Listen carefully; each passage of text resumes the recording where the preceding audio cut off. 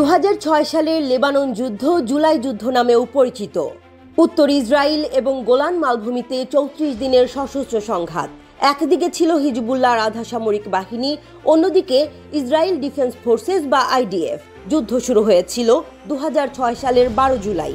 2006 সালের 14 আগস্ট জাতিসংঘের মধ্যস্থতায় যুদ্ধবিরতি কার্যকর হয়। লেবানন যুদ্ধ শেষ হয় ওই বছরের 8 সেপ্টেম্বর, যখন ইসরায়েল লেবাননের নৌ অবরোধ তুলে নেয়। যুদ্ধের আগে ও যুদ্ধের সময় হিজবুল্লাহকে অভূতপূর্ব সমর্থন দেয় ইরান, যে কারণে কেউ কেউ এই যুদ্ধকে আরব ইসরায়েল সংঘাতের ধারাবাহিকতার পরিবর্তে ইরান ইসরায়েল প্রক্সি যুদ্ধের প্রথম রাউন্ড বলে মনে করেন।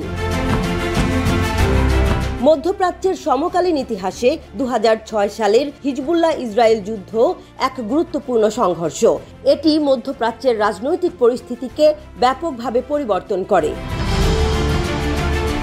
2006 সালের 12 জুলাই হিজবুল্লাহ একটি সীমান্ত হামলা চালায়। এতে 3 জন ইসরায়েলি সেনা নিহত হয় এবং 2 জন আটক হয়। এই হামলার প্রতিক্রিয়ায় ইসরায়েল লেবাননে ব্যাপক বিমান হামলা শুরু করে। তাদের লক্ষ্য ছিল হিজবুল্লাহর সামরিক শক্তি ধ্বংস করা। হামলাগুলো শুরু হওয়ার সাথে সাথে 17 জুলাই ইসরায়েল স্থল অভিযান শুরু করে। তারা লেবাননের দক্ষিণে প্রবেশ করে এবং আরও গভীরে চলে যায়। কিন্তু হিজবুল্লাহর প্রতিরোধ ছিল আইডিএফ এর কাছে অপ্রত্যাশিত। হিজবুল্লাহ উন্নত কৌশল ব্যবহার করেছিল। তাদের সুরক্ষা ব্যবস্থা অনেক উন্নত ছিল। ইসরায়েলি বাহিনী যথাযথ প্রস্তুতির অভাব অনুভব করে। হিজবুল্লাহ টানেল এবং অ্যান্টি ট্যাঙ্ক ক্ষেপণাস্ত্র ব্যবহার করে। ইসরায়েলিদের জন্য যে কৌশল মারাত্মক বলে প্রমাণিত হয়। এই যুদ্ধে দুই পক্ষই নিজেদের জয়ী দাবি করে, তবে খোদ ইসরায়েলের পক্ষ থেকেই বিভিন্ন সমালোচনা দেখা যায়, কারণ তারা যুদ্ধের উদ্দেশ্য পূরণে ব্যর্থ হয়। যুদ্ধ শেষ হওয়ার পর লেবাননে প্রায় 1200 মানুষ নিহত হয়, যাদের অধিকাংশই নিরীহ বেসামরিক নাগরিক। ইসরায়েল 157 সেনা হারায়। লেবাননে ব্যাপক ধ্বংসযজ্ঞ ঘটে। সড়ক, বাড়ি, হাসপাতাল এবং স্কুল ধ্বংস হয়।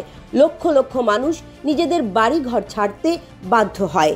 যুদ্ধের পর হিজবুল্লাহর অবস্থান আরও শক্তিশালী হয়। তারা নিজেদেরকে প্রতিরোধের প্রতীক হিসেবে প্রতিষ্ঠিত করে।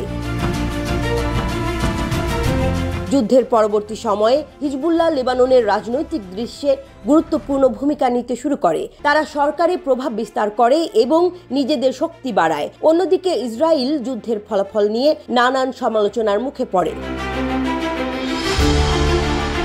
2006 সালের যুদ্ধের রেশ এখনও রয়ে গেছে। প্রতিবেদনে বলা হয়েছে, হিজবুল্লাহর একটি মারাত্মক আন্তঃসীমান্ত অভিযানের ফলে হিজবুল্লাহ ও ইসরায়েলের মধ্যে 2006 সালে একটি পূর্ণাঙ্গ যুদ্ধ শুরু হয়। ইসরায়েলি বাহিনী হিজবুল্লাহর হুমকি মোকাবেলায় দক্ষিণ লেবাননে আক্রমণ করলেও গোষ্ঠীটি টিকে যায় এবং এরপর থেকে তাদের যোদ্ধা সংখ্যা বৃদ্ধি করা সহ নতুন ও উন্নত অস্ত্রের ভাণ্ডারও গড়ে তোলে। 2006 সালের যুদ্ধকে হিজবুল্লাহ বড় ধরনের সাফল্য হিসেবে দেখে।